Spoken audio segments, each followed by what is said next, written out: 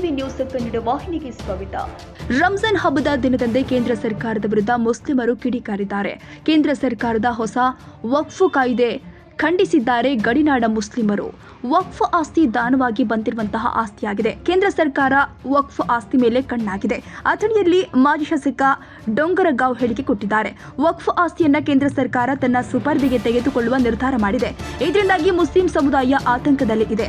Muslim ಅಲ್ಪಸಂಖ್ಯಾತರ ಏಳಿಗೆಗಾಗಿ ವಕ್ಫ್ ಸ್ಥಾಪನೆಯಾಗಿದೆ.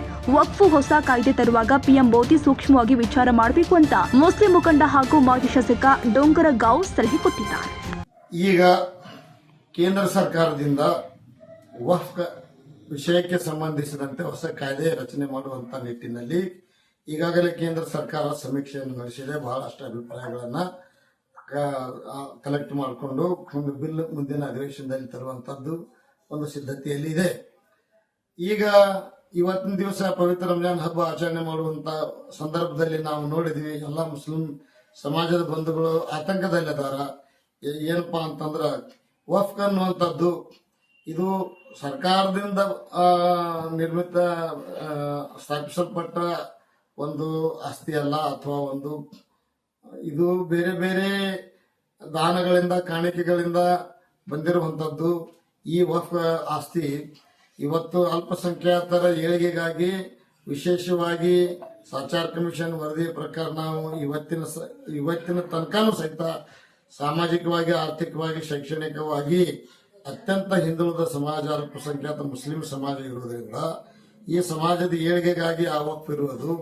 ಇದರಲ್ಲಿ ಕೆಲವೊಂದು ದುರುಪಯೋಗಗಳು ಆಗಿದಾವ. ಸ್ಥಳೀಯ ಸಂಸ್ಥೆಗಳು ಅದನ್ನು ನಿರ್ವಹಣೆ ಮಾಡುವಾಗ ದುರುಪಯೋಗ ಮಾಡಿದಾವ.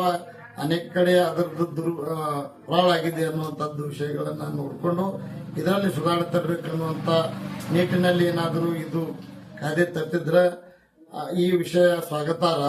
ಆದರೆ ವಕ್ಫ್ ಆಸ್ತಿ ಇದ್ದದ್ದು ವಿಷಯ ಮುಸ್ಲಿಂ ಅಲ್ಪಸಂಖ್ಯಾತರ ಏಳಿಗೆಗಾಗಿ ಕಾಯ್ದಿರಿಸುವಂತದ್ದು ಏನು ಒಂದು ಬೇರೆ ಬೇರೆ ಒಂದು ದಾನದ ರೂಪದಲ್ಲಿ ಅಥವಾ ಒಂದು ಬಂದಿರುವಂತದ್ದನ್ನ ಸರ್ಕಾರ ತನ್ನ ವಶಕ್ಕೆ ತಗೊಂಡು ಅದನ್ನ ಈ ಮುಸ್ಲಿಂ ಸಮಾಜದ ಒಂದು ಹಕ್ಕನ್ನ, ಮುಸ್ಲಿಂ ಸಮಾಜದ ಒಂದು ಏನು ಒಂದು ಅವ್ರದ್ದು ಆಸ್ತಿ ಅದ ಅದನ್ನು ಕಸಿದುಕೊಳ್ಳುವಂತದ್ದು ಆಗಬಾರ್ದು ಅಂತೇಳಿ ನಾನು ಈ ಸಂದರ್ಭದಲ್ಲಿ ಕೇಂದ್ರ ಸರ್ಕಾರಕ್ಕೆ, ವಿಶೇಷವಾಗಿ ಮೋದಿಜಿಯವರಿಗೆ ನಾನು ವಿನಂತಿ ಮಾಡ್ಕೊತೀನಿ.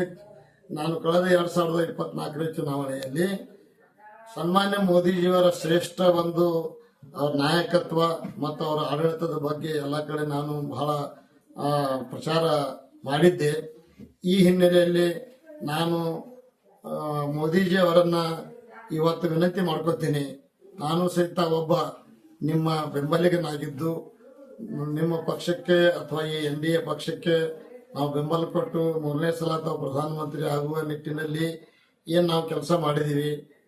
ನಮ್ದು ಒಂದು ವಿನಂತಿ ಅದ.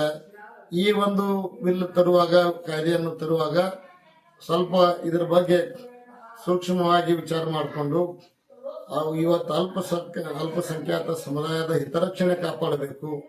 ಆ ಅಲ್ಪಸಂಖ್ಯಾತರ ಸಮಾಜದ ಏಳಿಗೆ ಸಹಿತ ಇದರಲ್ಲಿ ಒಳಗೊಂಡಿರುವಂತದ್ದನ್ನ ಇದರ ಬಗ್ಗೆ ವಿಚಾರ ಮಾಡಬೇಕು ಅಂತೇಳಿ ನಾನು ಈ ಸಂದರ್ಭದಲ್ಲಿ ಒತ್ತಾಯ ಮಾಡ್ತೇನೆ.